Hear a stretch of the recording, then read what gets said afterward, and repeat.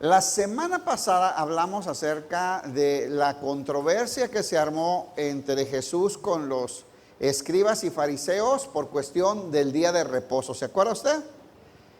Porque en el día de reposo iban caminando por los sembradíos, los discípulos tuvieron hambre, cortaron algunas espigas para comer, algo que estaba validado completamente en la ley, y sin embargo, como era sábado, los religiosos se pusieron al brinco, se enojaron y les reclamaron por qué hacían cosas ilícitas en el día de reposo.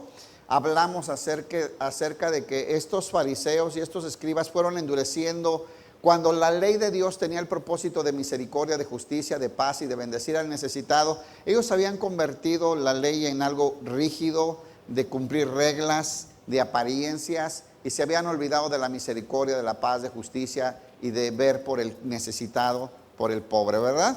Entonces el Señor pues les habla, les enseña y les dice: aquí está uno más grande que David, y los que vienen conmigo pueden comer, porque además el hombre no fue hecho para el día de reposo, sino el día de reposo fue ideado por Dios para bendecir al hombre. ¿Se acuerda?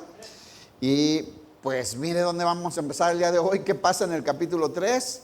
Pues no aprendieron nada. ¿Le ha pasado eso de que recibimos enseñanzas y nos la vuelven a enseñar y luego venimos al medio año, nos vuelven a decir lo mismo y seguimos igual? Pues el pueblo de aquí siguió igual. Vamos a ver hoy a un Jesús triste, enojado por la dureza del corazón del pueblo. Como se sigue enojando el día de hoy el Señor, hermano, el Señor no cambia, el Señor es inmutable.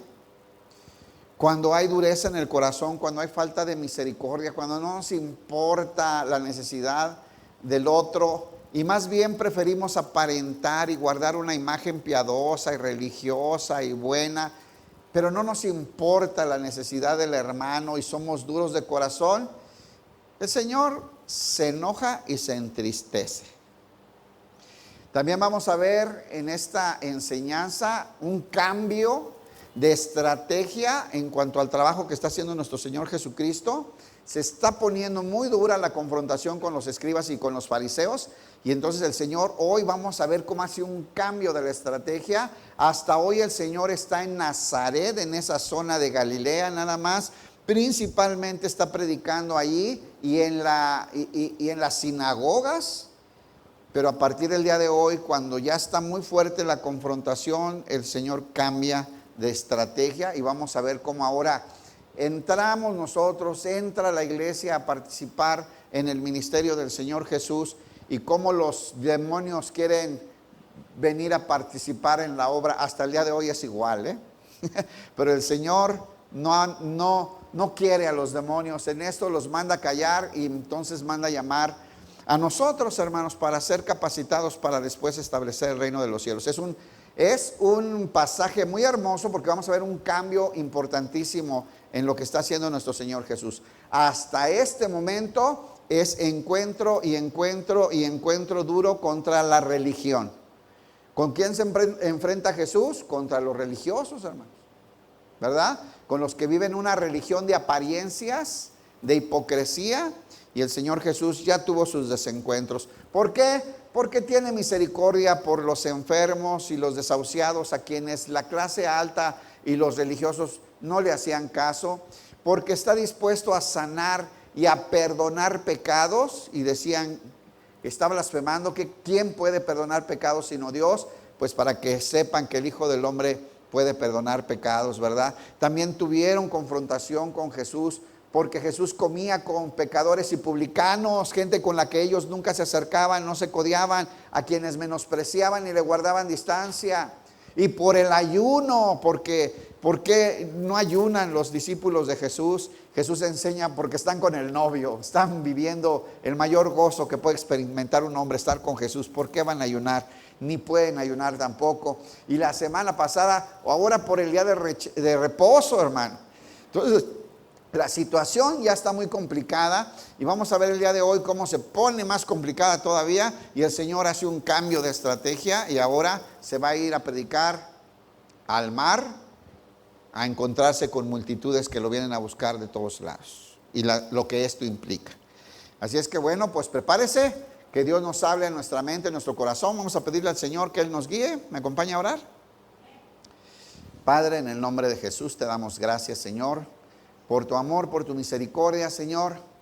Te damos gracias por este día que nos regalaste, que podemos respirar por nuestros medios, Señor, que vinimos por nuestro propio pie. Gracias por este lugar donde con libertad podemos alabar tu nombre, bendecirte, cantarte. Gracias por tu palabra, que es espíritu, que es vida. Gracias, Señor, porque con la cruz tú nos trasladaste de las tinieblas en donde vivíamos a tu luz admirable. Te damos gracias, Padre, por tantas bendiciones. Y te pedimos, Padre, que seas tú que nos hables, que toques nuestro corazón, que abras nuestra mente para recibir tus instrucciones que son vida para nosotros. Necesitados de ti venimos, Señor, y nos ponemos delante de ti en el nombre glorioso de tu Hijo Jesús. Amén. Bien, pues vamos a empezar. Marcos 3:1, ¿ya están ahí? Marcos 3:1.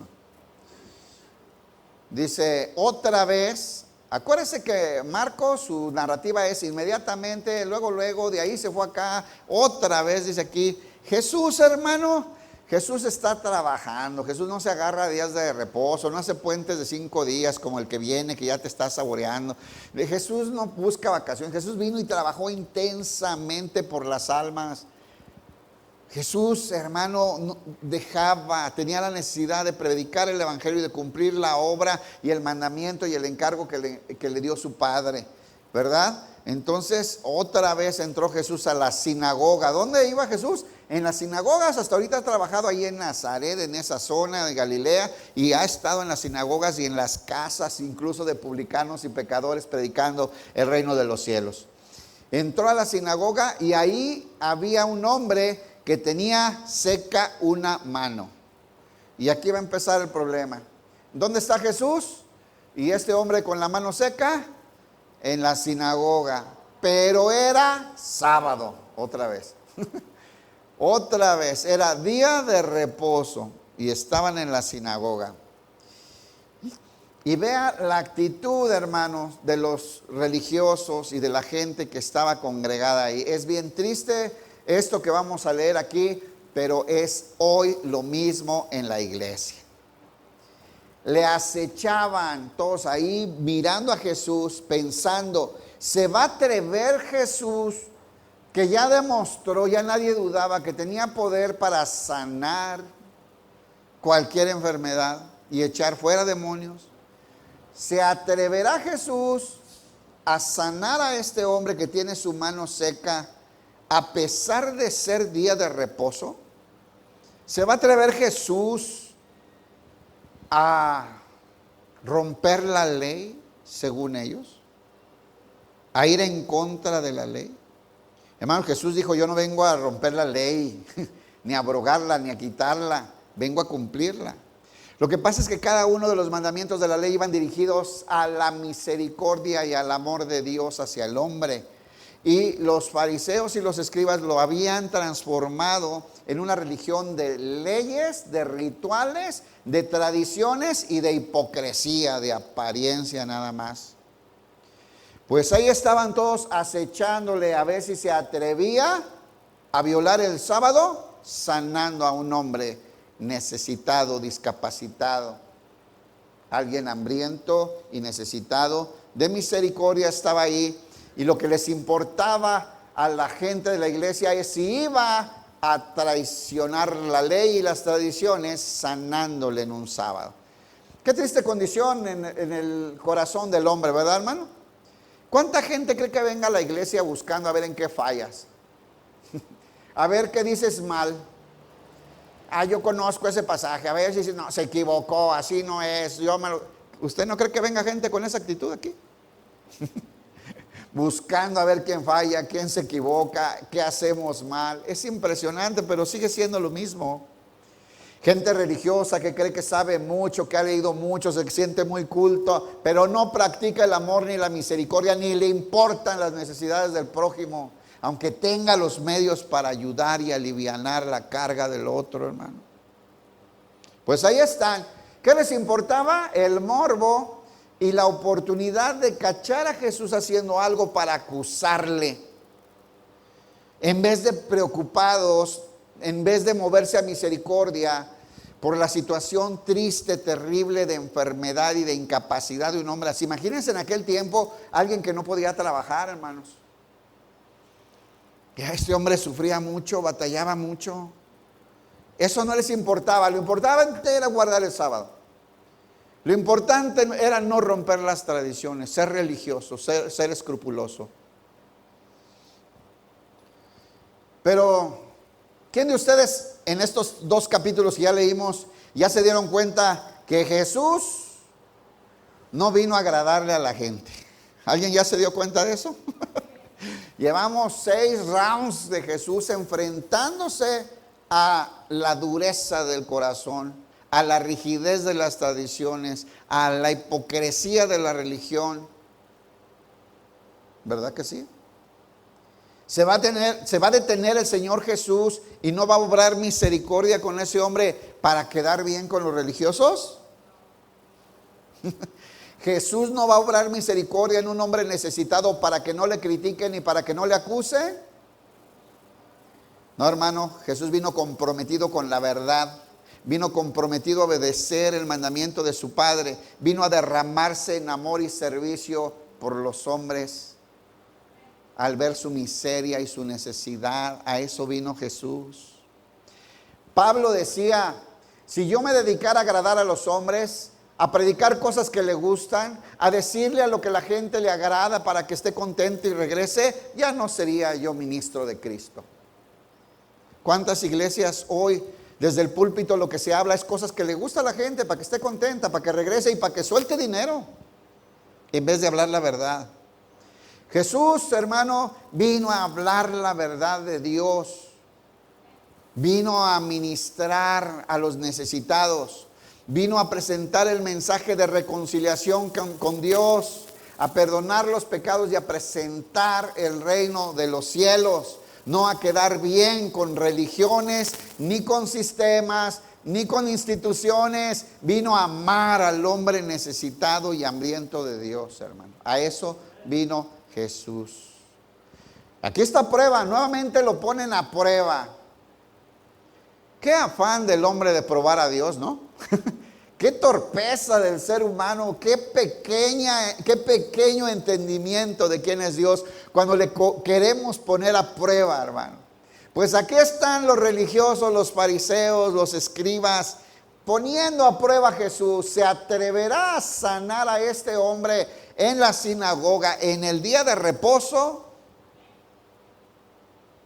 El Señor Jesús sabía lo que planeaban y lo que pensaban. Así es que ellos fueron, ¿a qué fueron a la iglesia? ¿A adorar a Dios? ¿A aprender de Dios, de la palabra, a ser ministrados? ¿O a buscar cachar a Jesús en una falla?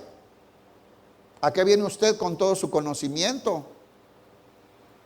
¿A encontrar una falla en la prédica? ¿A criticar el aire, las sillas duras, el tiempo que se tardan, lo que usted haría mejor, lo que usted sabe mejor, lo que usted sí estudió? ¿O venimos necesitados? ¿Quién de ustedes es el fariseo que conoce mucho y quién es el hombre con la mano seca? Definitivamente yo soy el hambriento de Jesús, el necesitado de Jesús, hermano. Definitivamente no solamente llegué con la mano seca, sino con el alma seca, con la mente fría y con el corazón hecho piedra, buscando misericordia. Aquí vienes tú a la iglesia. ¿Qué nos trae aquí? Le acechaban para ver si en el día de reposo les sanaría. A fin, ¿cuál es el objetivo? A fin de poder acusarle. ¿Qué querían? Acusarlo, decir, este está en contra de la ley, está violando la ley, va en contra de Moisés, de lo que lo acusaron hasta el final, siempre, toda la vida. Entonces dijo, aquí está Jesús, aquí entra Jesús en acción, aprendamos, hermano. Entonces dijo al hombre que tenía la mano seca, levántate y ponte en medio. No solamente iba a desafiar la sinagoga, sino las miradas de todos, el corazón duro, la religión hipócrita, los sistemas religiosos, los rituales y las tradiciones humanas, sino que además se iba a poner en medio como ejemplo para que todos vieran lo que iba a suceder, que les quedara claro de una vez que Jesús no es preso de nadie. La palabra de Dios no es presa de un sistema religioso, ni de ideas, ni de intereses, como en muchas ocasiones sucede cuando se convierte la piedad en una fuente de ganancia. En donde digo lo que a la gente le gusta, hago lo que a la gente le agrada para que no se enojen, para que regresen y para que den dinero. Qué tristeza que hoy haya iglesias al gusto del cliente, ¿no?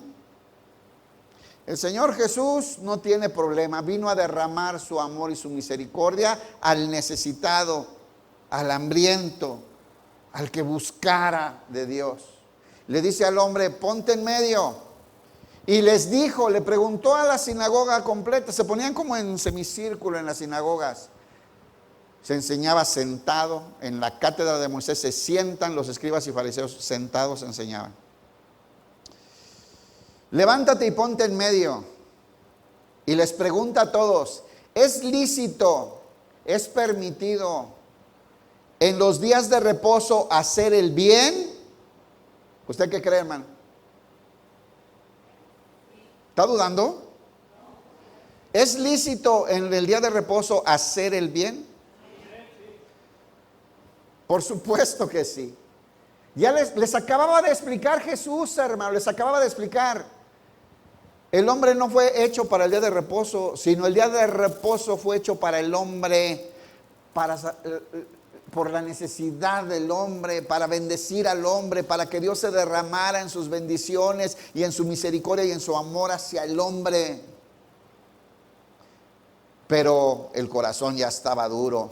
Cientos de años de ir endureciendo la palabra de Dios y ir sacando del propósito verdadero la ley, hasta que estaba convertida en una serie de rituales y de tradiciones duras que no consideraban ni la misericordia, ni el amor, ni la justicia.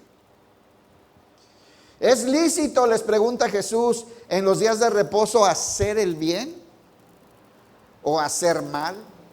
¿Salvar la vida o quitarla? Pero ellos callaban. Hermanos, claro que en la ley decía que si alguien estaba en peligro de vida, en peligro de perder la vida, lo podías ayudar en el día de reposo, por supuesto. Y ellos sabían, hermano. Pero ya el corazón estaba tan duro que ya no reaccionaron a Jesús enfrente cuestionándolos. Ya no reaccionaron. ¿Han conocido gente que está aferrada a su tradición? A su conocimiento, a su posición. Y le muestra la Escritura, le enseña la palabra de Dios, las evidencias, y se endurecen. Aunque allí diga, yo creo esto. Así estaba el pueblo ya. Eso sigue ahorita igual, hermano.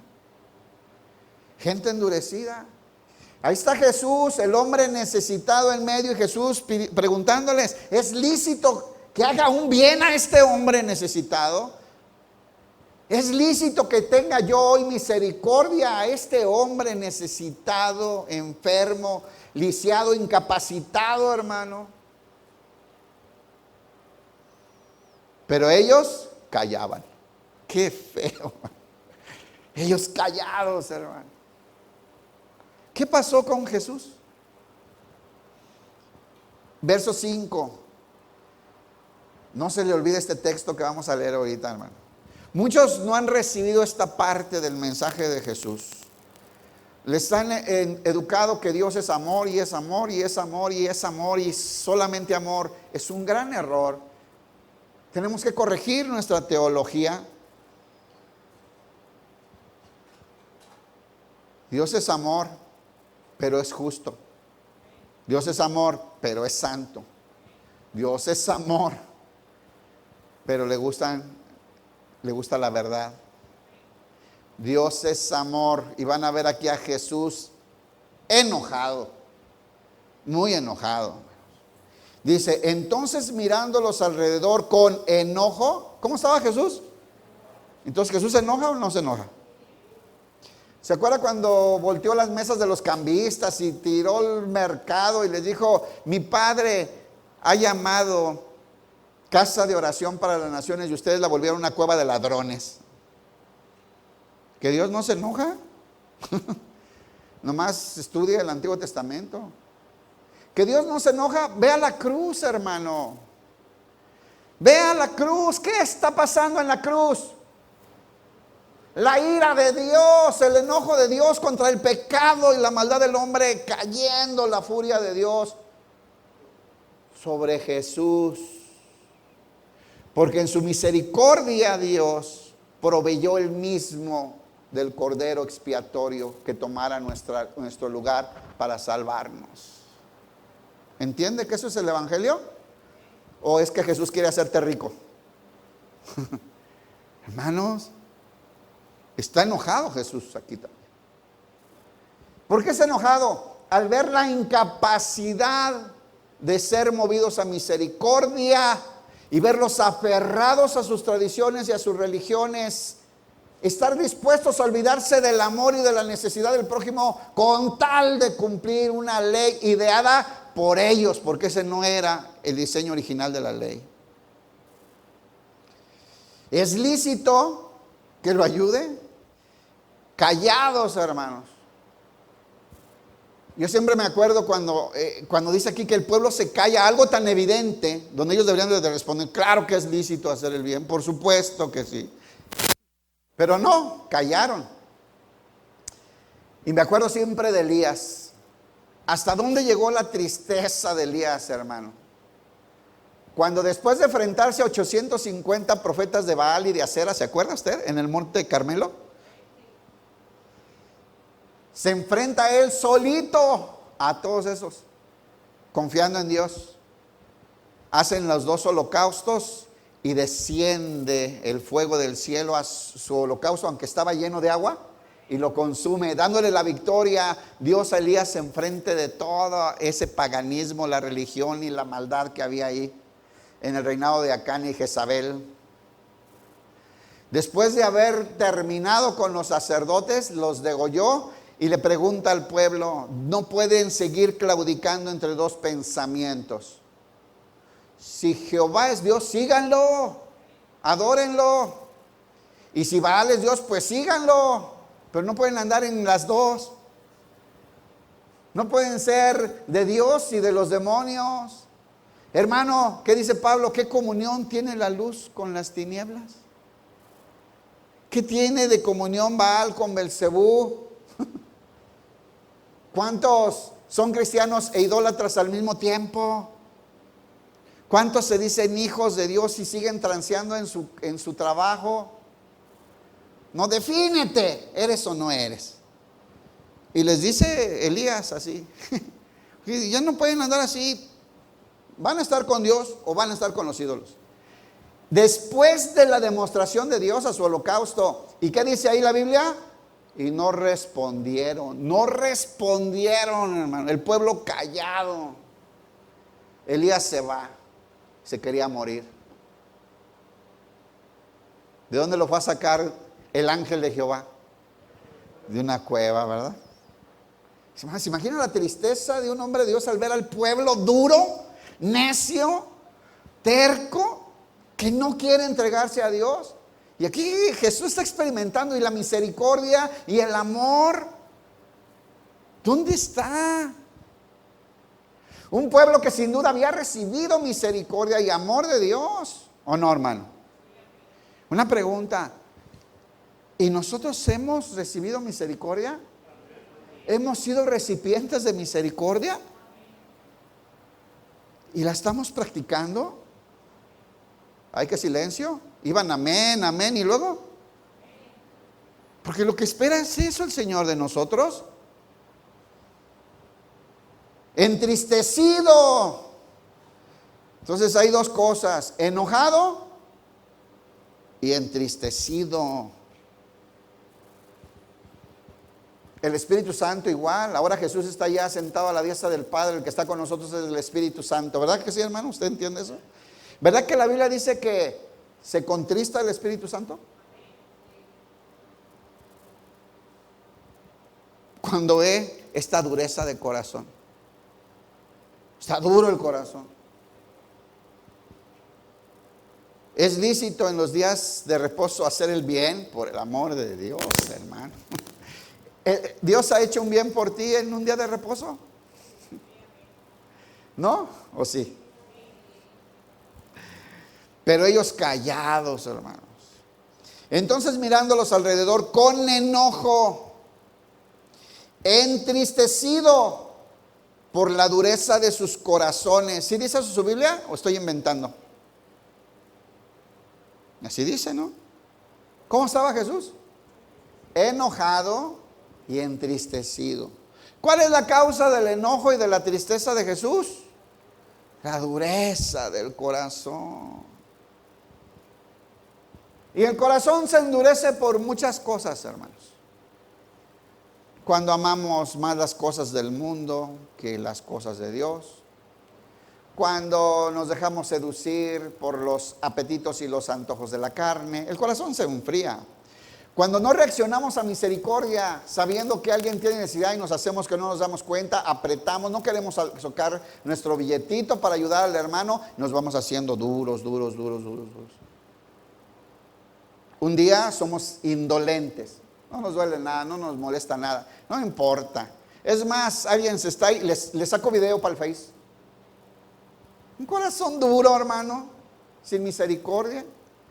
Y Jesús está enojado y entristecido por la dureza de sus corazones. Entonces dijo al hombre, ahí está Jesús. Mire, Jesús no vino a adaptarse a una religión. Jesús no es una religión, hermano.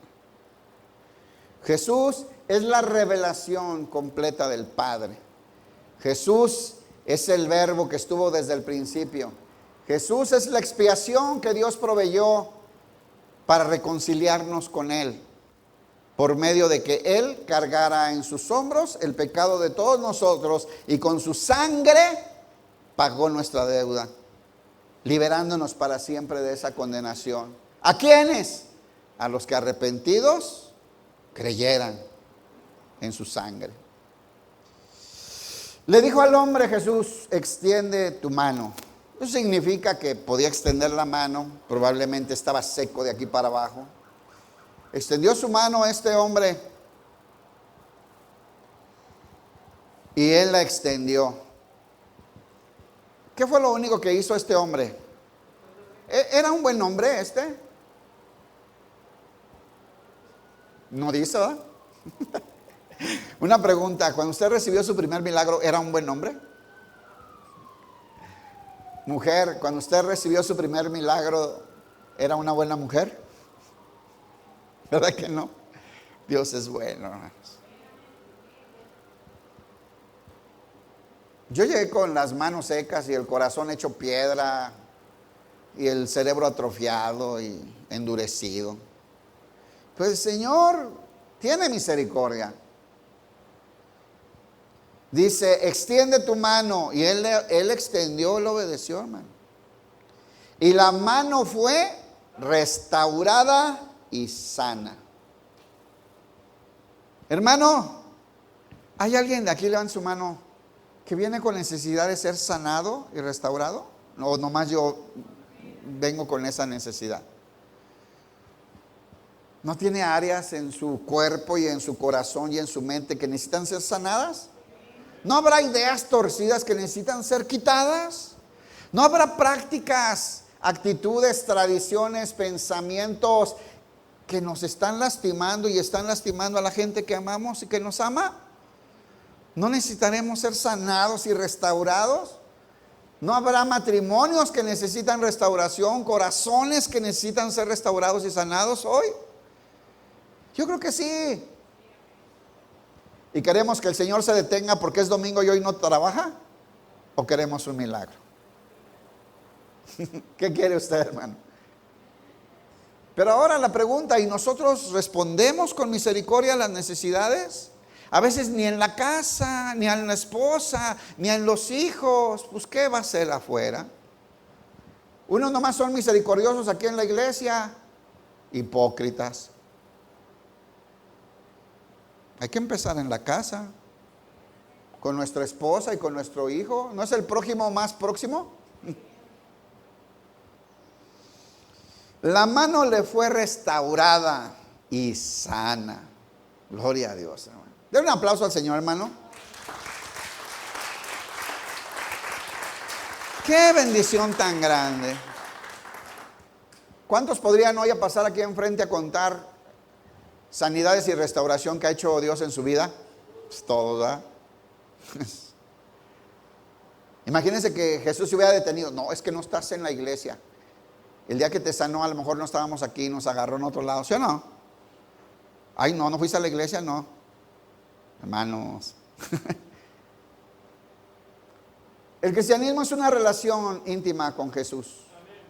Un deseo y una voluntad de seguirle sabiendo que nos recogió del fango.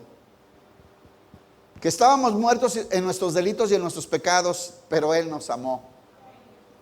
Y proveyó a su Hijo para salvarnos de la condenación del pecado. ¿No tiene ganas de seguirlo y de obedecerlo?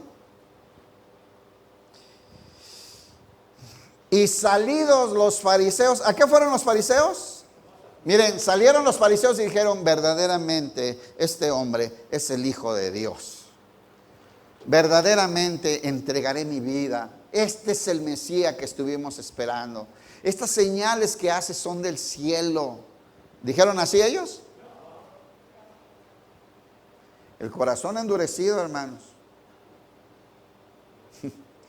El corazón endurecido, hermanos. El amor por sus tradiciones y su posición. Y el entrenamiento grande que tenían en la hipocresía no les permitía. Además, ellos eran reconocidos, influyentes, gente importante. Y Jesús venía a tirar al suelo su hipocresía y su religión, su religiosidad. Salidos los fariseos, tomaron consejo con los herodianos.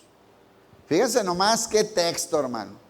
Salidos los fariseos, tomaron consejo con los herodianos contra él para destruirle. ¿Con quién hablaron los fariseos? Con sus archirrivales, enemigos, odiados de los herodianos. Qué increíble, hermano. Los malos con los otros malos. Iba a decir, se juntan los de este, iba a decir partidos, no, pero aquí no se habla de política. Nos juntamos, ¿eh? Mira, hermano. Vamos a leer, este es de un comentario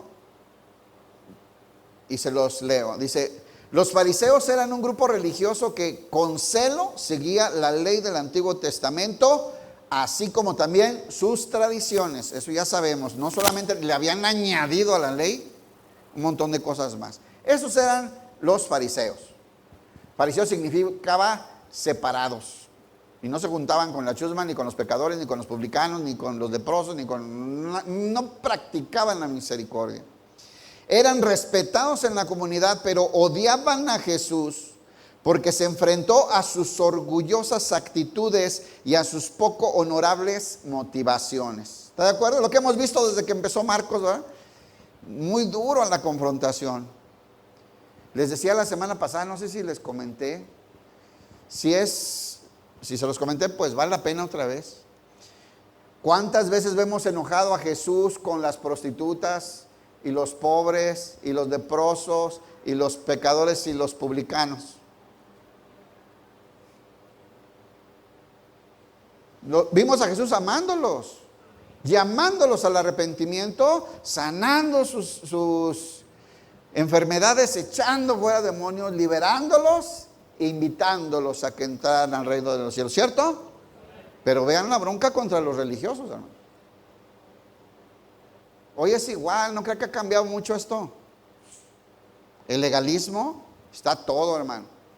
Y ahora sectas que quieren convencerte de que te hagas judío. Hazme el favor, que tienes que hacerte judío y guardarle el Shabbat, decir Yeshua, porque si no le estás diciendo cabeza de caballo. Cada estupidez que enseñan. Es impresionante. Los religiosos. Así es que pues estos eran los fariseos. ¿Quiénes eran los herodianos? Los herodianos eran un partido político judío que esperaba restaurar en el trono la línea de Herodes el Grande, que fue cuando fueron poderosos, cuando se construyó el gran templo. Pero esta línea herodiana estaban de acuerdo con la ocupación romana. Herodes, de hecho, que estaba gobernando en ese momento, el hijo de Herodes el Grande, era sostenido y puesto ahí por el imperio romano. Así es que fariseos y herodianos no se llevaban, se odiaban, eran antagónicos. Pero ahora por odio a Jesús hasta se juntaron, se hicieron amigos. Fariseos y herodianos eran enemigos y unían sus fuerzas en contra de Jesús porque éste los desenmascaraba en su hipocresía religiosa y socavaba su poder y su reputación. ¿Ya entendieron lo que pasa cuando alguien habla la verdad, hermano? Cuando alguien predica el verdadero evangelio, cuando alguien expositivamente desmenuza las palabras de Jesús, a mucha gente no le va a gustar, hermano. Y Jesús no viene a quedar bien con nadie, viene a hablar la verdad de Dios, a sanar al pueblo, a liberar a los oprimidos, a anunciar el año agradable del Señor. ¿Verdad, hermano?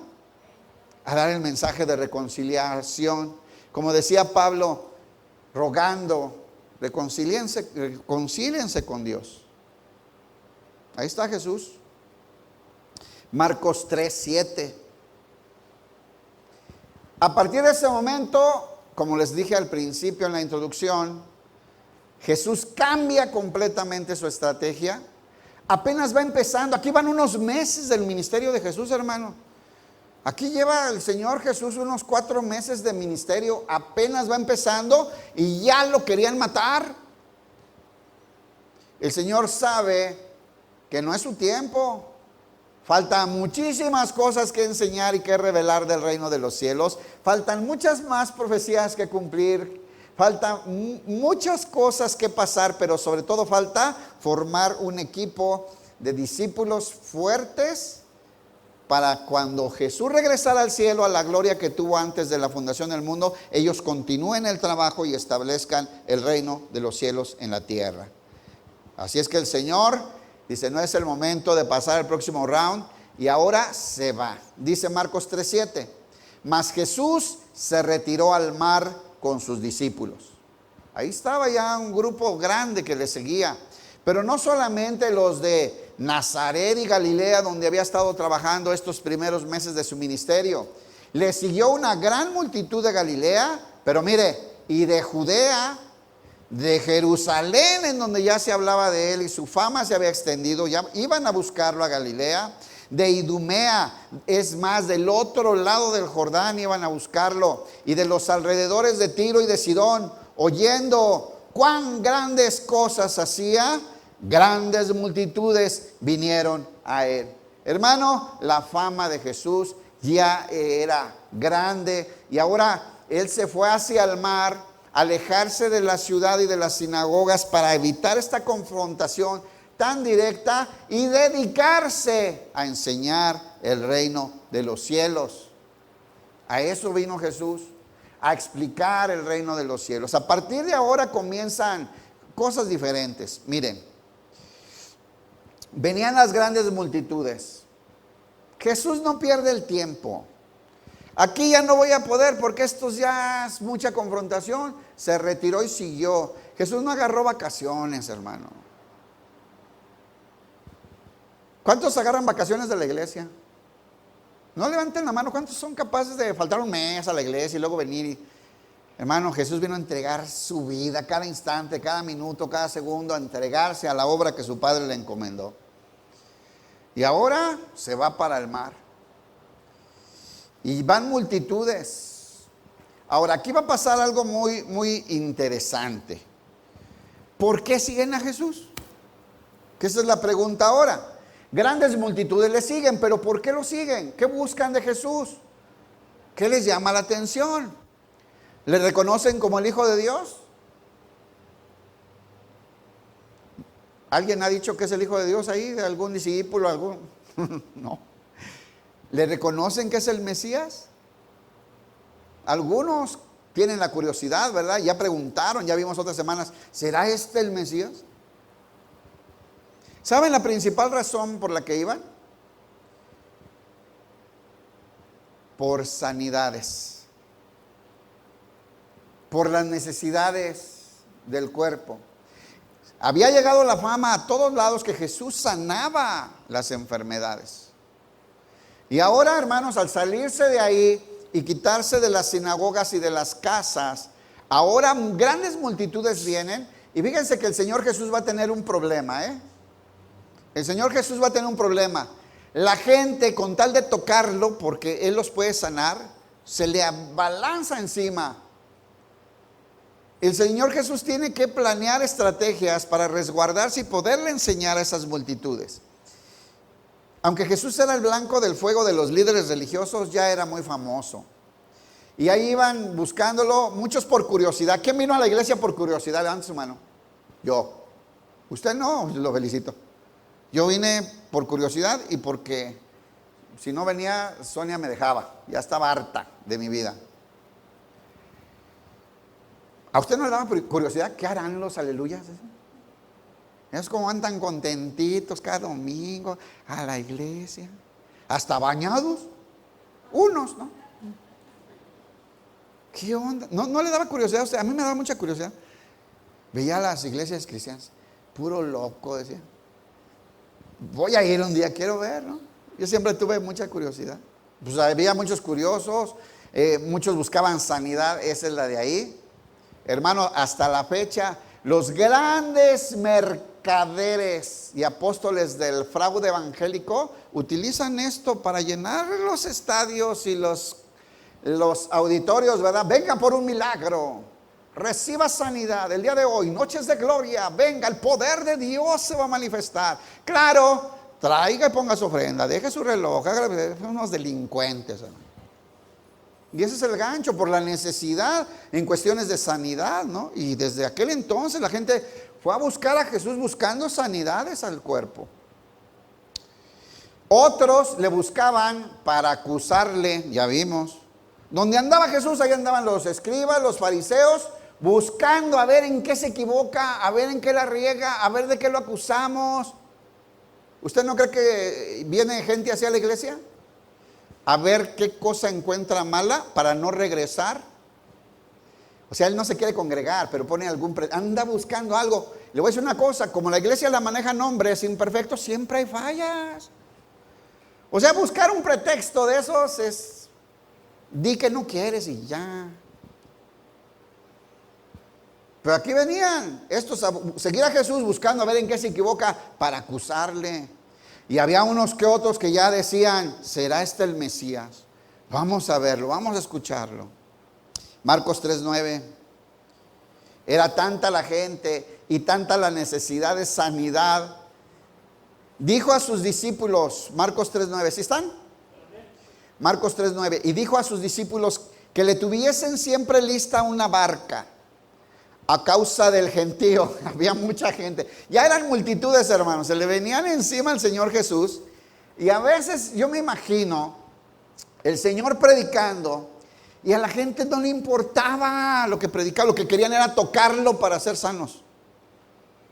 Así hay un montón de gente en la iglesia, hermano, no le importa la prédica, vienen por un milagro, no le importa la instrucción de la palabra. Se quedan dormidos como 2, 3 que estoy viendo. Voltearé para otro lado. No es eso. Piensan que por estar aquí van a recibir un milagro, un anhelo que traen. Pero la causa verdadera no es el amor por la palabra, la persona de Jesús. Fíjense lo que pasaba aquí. Dijo a sus discípulos que le tuviesen siempre lista la barca a causa del gentío, para que no lo aplastaran, para que no lo oprimiesen. No le daban espacio. Se le iban encima, lo tocaban, lo agarraban, lo apretaban, querían tocarlo. Yo me imagino, porque he visto videos Eso sucede en las iglesias evangélicas donde no se estudia la palabra. Y llega el apóstol, este renombrado, el gran apóstol internacional, viene a visitarnos el día de hoy, la unción, el poder de Dios. Venga, el día de hoy, venga por su milagro. Y la gente los quiere agarrar, los quiere arañar, tienen que poner vallas, unos traen guaruras. Se les avienta, porque este es el ungido de Dios, los quieren agarrar para sanarse o para que se hagan ricos como ellos, ¿no? O sea, esto no es nuevo, hermano. Nada más que Jesús sí era el ungido de Dios. Nada más que era el Hijo de Dios. Pero el Señor sabía que todavía no entendían el mensaje. Iba empezando Jesús su ministerio, Entonces la gente más bien iba por las sanidades y por los milagros que por su mensaje y por aprender el reino de los cielos. Entonces les dice, tengan lista la barca por si hay que aventarme al mar, ¿verdad? Y me hago hacia adentro del mar. En la mañana les estaba platicando que he visto documentales de eso, de que Jesús predicaba desde la barca, lo hizo muchas veces por esto, sobre todo al principio de su ministerio. Y entonces él se iba a la barca, cerquita de la orilla, y de ahí predicaba. Y dicen que el aire viene del mar hacia adentro, ¿no? Entonces por eso es que lo oían multitudes. Si el mismo viento hacía que la voz de Jesús avanzara y mucha gente lo podía escuchar, hasta eso utilizó el Señor Jesús, tenía el control de todas las cosas. Así que se subía a la barca y el viento llevaba sus palabras a toda la multitud. Qué bendición, ¿verdad, hermano? Pero es que lo aplastaban, se le aventaban, lo querían agarrar. ¿Se acuerda cuando aquella mujer enferma de flujo de sangre, que llevaba muchos años batallando? Y ella se mete entre la gente y pensaba, dice que decía entre sí, si tan solo tocare el borde de su manto, voy a ser sana. ¿Se acuerda de eso? Pues eso pensaban. Eso nos ilustra. Imagínense una multitud pensando eso. Necesitados, enfermos, imagínense. O sea, había un riesgo muy grande. Entonces el Señor Jesús, por eso, desde la barca predicaba, a causa del gentío para que no le oprimiesen. La mayoría de la gente no entendía verdaderamente lo que estaba sucediendo aquí. No sabían que era el Hijo de Dios. No sabían que era el Mesías.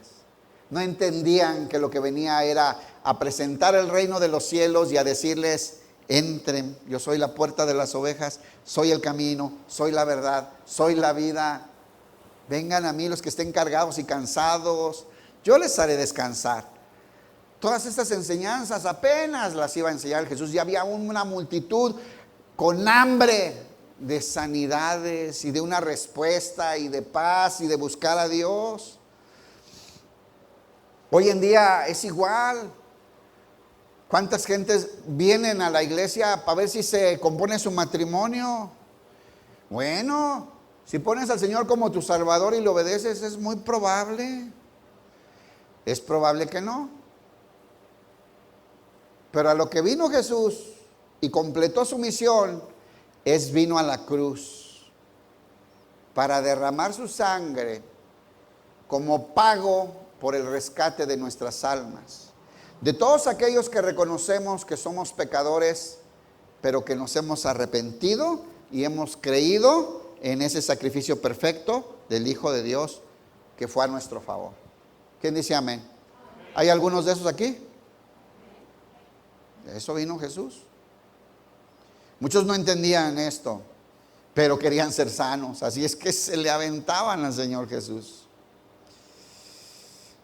¿Cuál es la razón que tú estás aquí buscando a Jesús, hermano? ¿Qué buscas de Jesús? Piénsalo, contesta, ¿qué buscas de Jesús?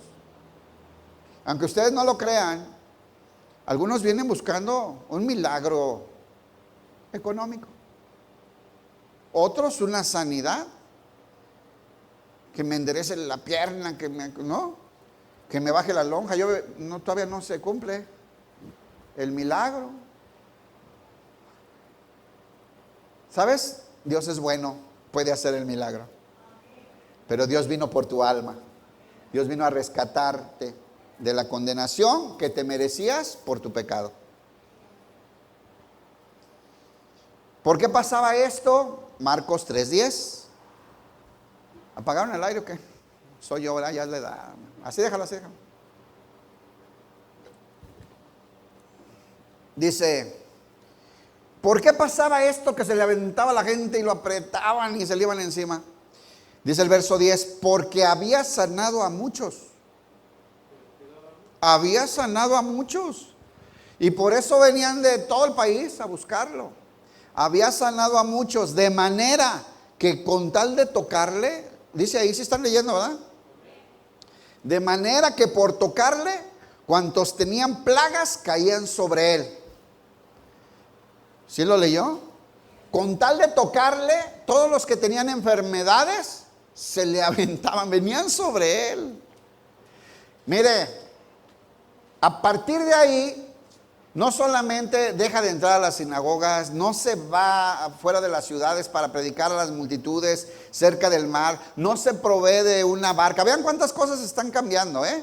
Vean, es un texto el de hoy muy significativo, como Jesús nos enseña que tiene muchas formas de llegar a nosotros. Y ahora ya tiene su barca lista.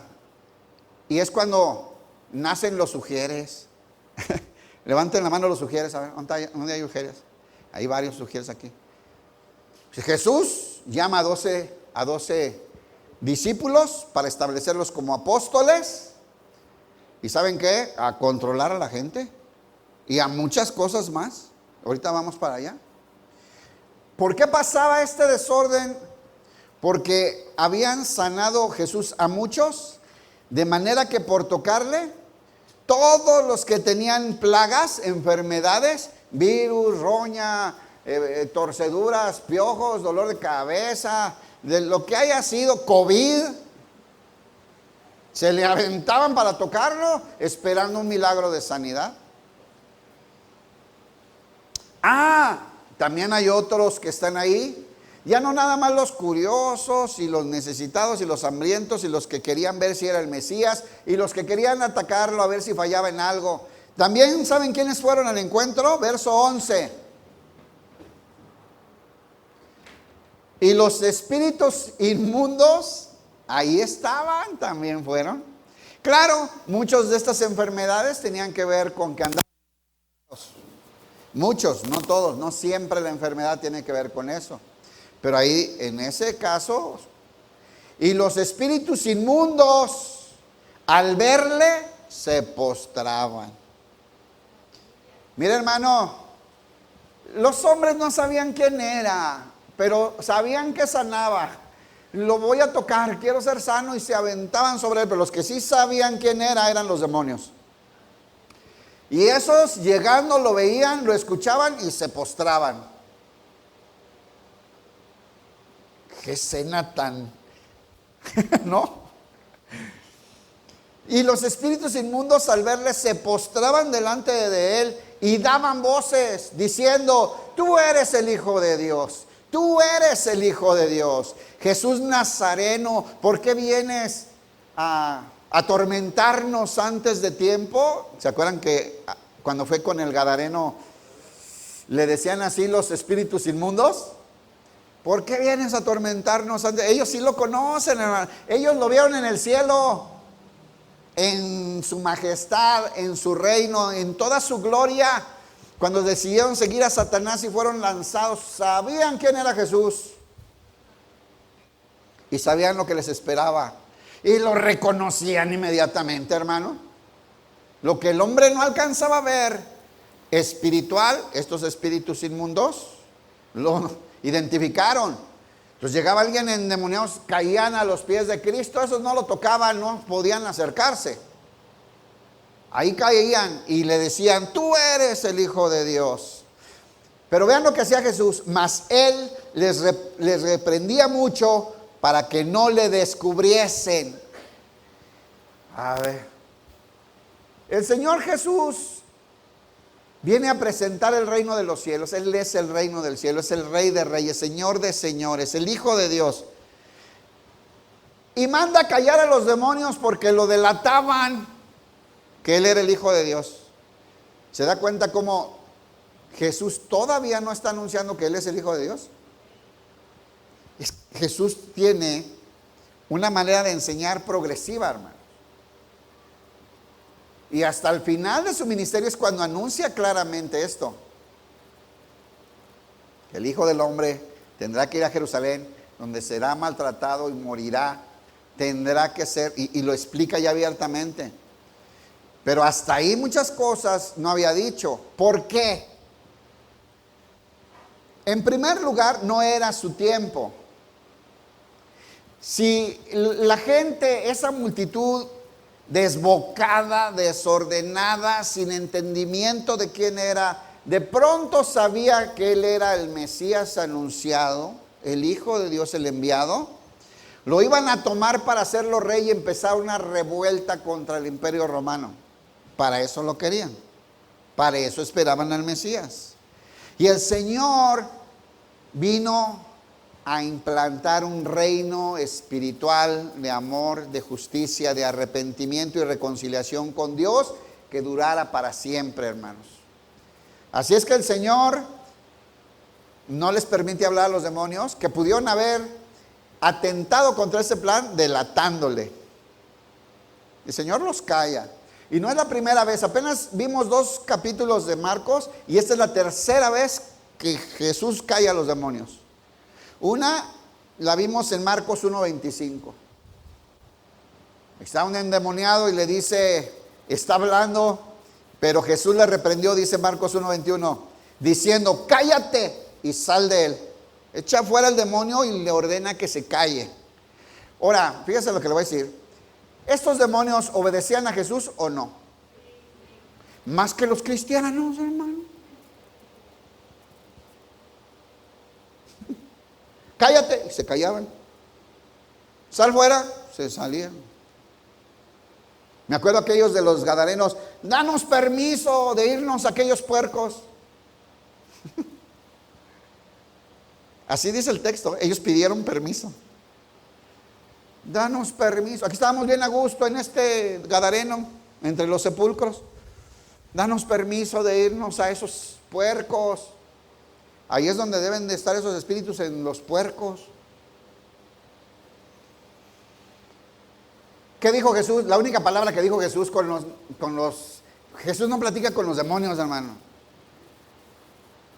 Ahora en las iglesias se ponen a platicar con un endemoniado, lo entrevistan. ¿Han visto esas tonterías, hermano? Está endemoniada y se sienta, a ver, te vamos a hacer preguntas. Y la entrevistan a la endemoniada. Digo, ¿a dónde ha llegado el supuesto cristianismo moderno, man? Somos la burla de la gente. Jesús, lo único que dijo ahí es, id. Oye, déjanos ir allá, ¿por qué nos atormentas? No ha llegado nuestra hora. Ellos saben lo que les espera, Déjanos ir a esos puercos. Jesús, id. Fue todo. Se fueron a los puercos y se despeñaron los puercos por el acantilado al mar y se ahogaron todos. Jesús no quiere nada con los demonios. No los va a dejar participar. Se callan. Levantaré a hombres que testifiquen mi nombre. No los demonios, hermanos. No son los que le tienen que dar a conocer. Somos los hijos de Dios, los que tenemos que abrir nuestra boca, caer postrado delante y declarar, tú eres el Hijo de Dios. No a los demonios. Qué triste esto. Pues ahí está. Cállate y sal de él, dice en el verso 25. Luego en el 34, 1:34. Los demonios no resisten la presencia de Jesús, hermano. Quítese de rollos, Por eso de que hay un cristiano que se endemonió, esa es una falsa doctrina, es una herejía. Un hijo de Dios está habitado su cuerpo por el Espíritu Santo de Dios. Ningún demonio resiste esa presencia, se van. Es que en mi casa truena aquí, se recorre allá, se me mueve la cama y... Cuando me vienen, ¿qué hago, pastor? Invita a Jesús a habitar ahí. Saca la pornografía, la cochinada de lo que ve, esos programas que esa gente que invita, esas palabras que usas. Arrepiéntete de tus pecados. Deja que Jesús entre a tu vida. Que Jesús habita en tu casa.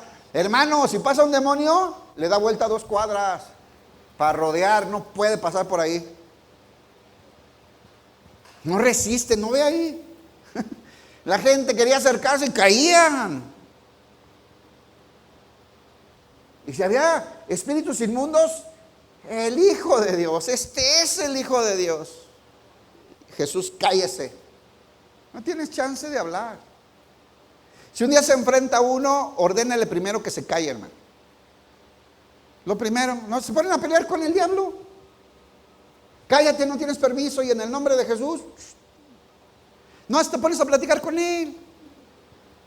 ¿Saben que a veces el demonio sale ganando en algunos de esos enfrentamientos?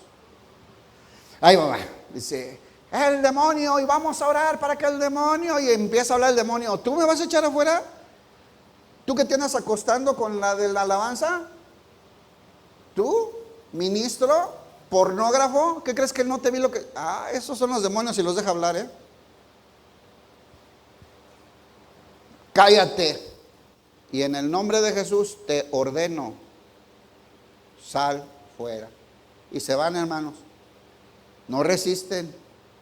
Tenga cuidado nomás que usted lleve al Espíritu Santo, porque si no, ¿se acuerdan lo que pasó en el libro de los Hechos?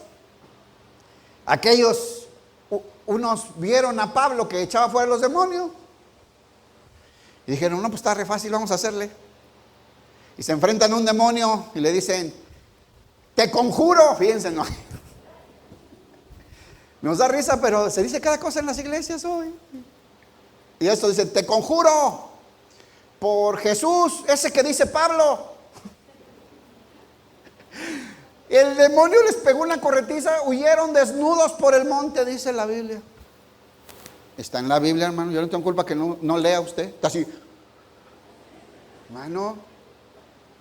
Pues si tú llevas el Espíritu Santo, Jesús no quiere que los demonios testifiquen de él, hermano, sino nosotros, sus hijos. Pero no era el tiempo de decir quién era abiertamente. Hubieran hecho una revuelta, lo hubieran usado como bandera para la guerra civil y otras cosas. Los demonios sabían que Jesús era el Hijo de Dios, pero los demonios no están listos a arrepentirse, no se van a arrepentir, hermano. No falta el inocente que vamos a orar por los pobres demonios para que se arrepientan. Ay, hermanos, no se le olvide que ellos ya estuvieron allá en la gloria en el cielo y rechazaron la gloria. Saber de Jesús o creer en él no te hace salvo, No, sí creo que es el Hijo de Dios. ¿Se acuerdan lo que dice Santiago? Está bien feo lo que dice Santiago en su carta. ¿Tú crees que Dios es uno? Bien haces. También los demonios creen y tiemblan. A ver, hermano. Saber que Jesús es el Hijo de Dios no te salva. Lo que conozcas de la Biblia no te salva. Sino arrepentidos, dispuesto a cambiar tu vida, dejar tus malas prácticas, tus malas ideas, tus tranzas, tus vicios, tus cochinadas, tu fornicación. Arrepentirte, no más voy por ese camino.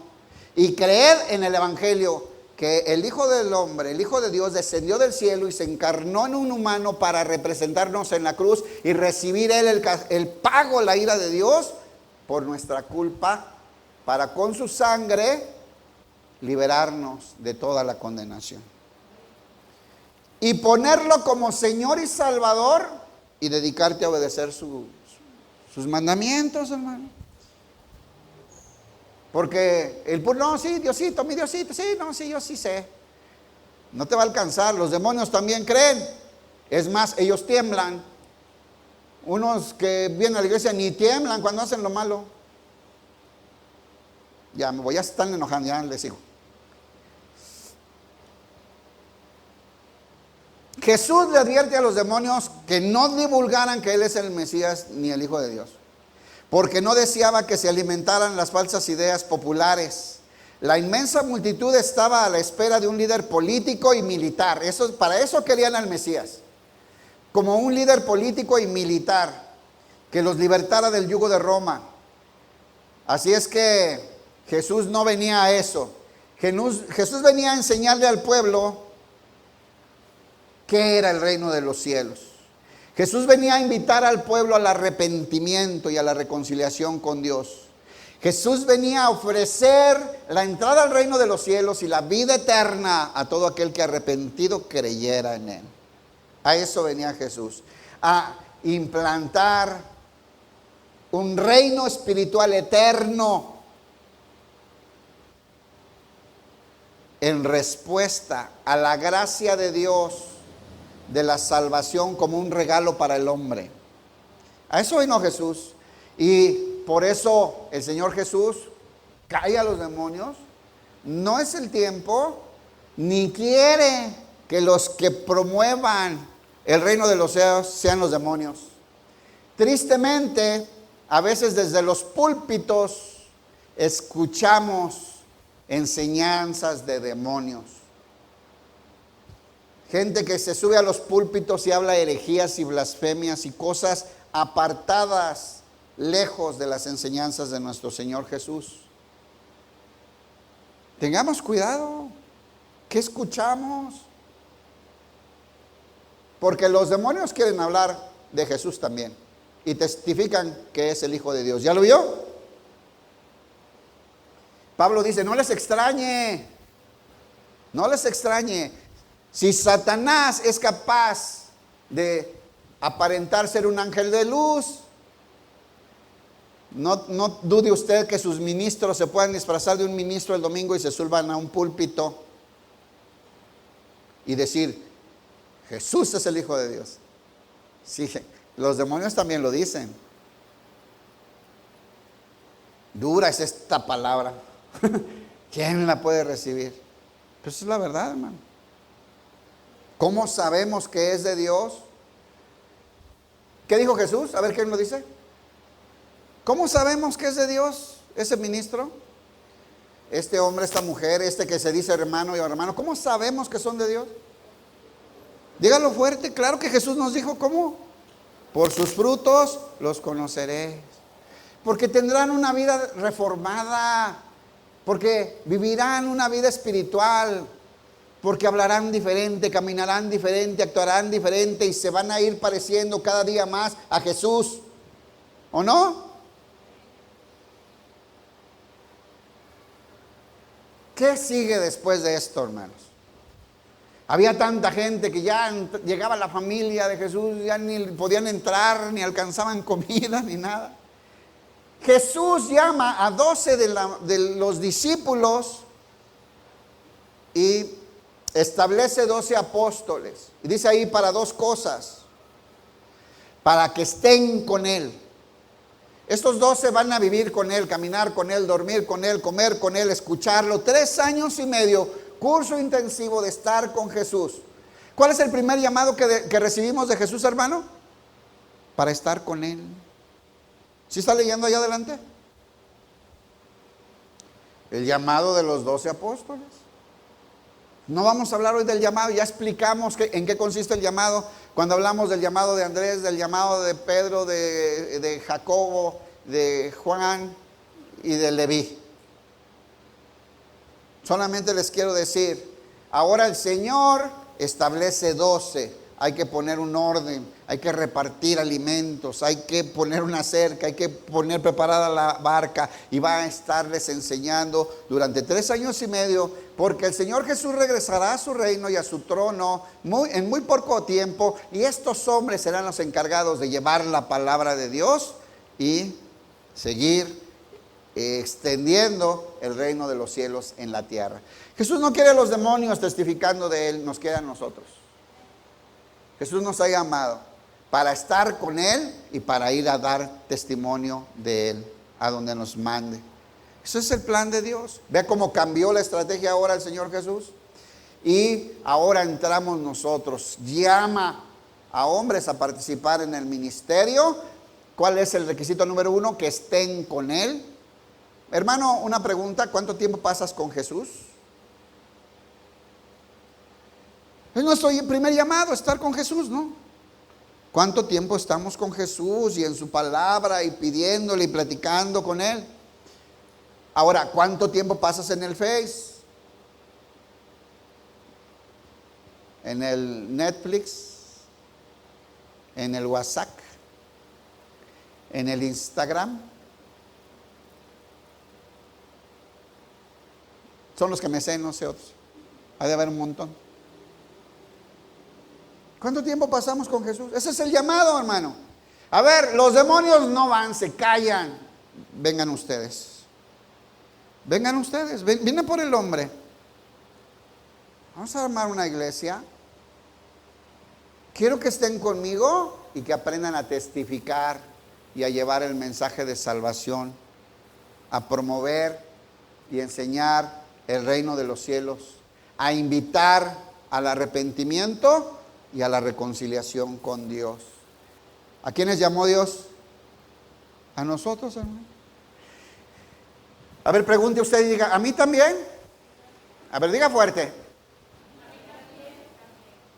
Hermano, si me llamó a mí, que no le hable a usted. Hermanos, vean la Biblia. Un día llamó a Od. Ahorita está dando Carlos esta clase de los jueces. Llamó a Od nomás porque era zurdo. ¿Hay algún zurdo aquí? ¿Ni uno? Una. Dios, ¿es valioso para Dios eso? A uno los llamó por chaparros, unos por altos, unos por flacos, unos por negros, unos por prietos, unos por chiquitos, unos por grandotes. Hermano, lo vil y lo menospreciado llamó Dios para avergonzar a los que se sienten cultos, sabios y ricos. Hermano, no se ofenda, me lo voy a decir a mí, pero yo he pensado siempre, si Dios utilizó una mula para hablarle a un profeta, yo entendí que un día me podía usar a mí. Si usó una mula, probablemente tengo chance, hermano. Pero los demonios no son los que tienen que testificar a Cristo, somos nosotros.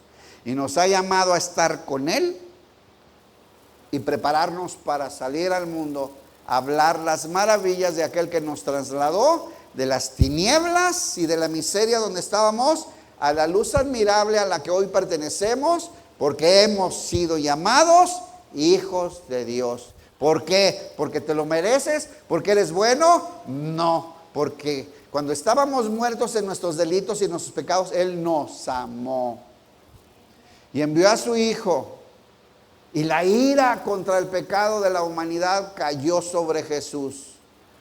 Y ahora nuestra deuda está pagada cuando nos hemos arrepentido y hemos creído en el sacrificio perfecto del Hijo de Dios. Denle un aplauso fuerte al Señor. Señor, es digno de gloria y de honra y de alabanza. Toda la gloria, Señor, es para ti.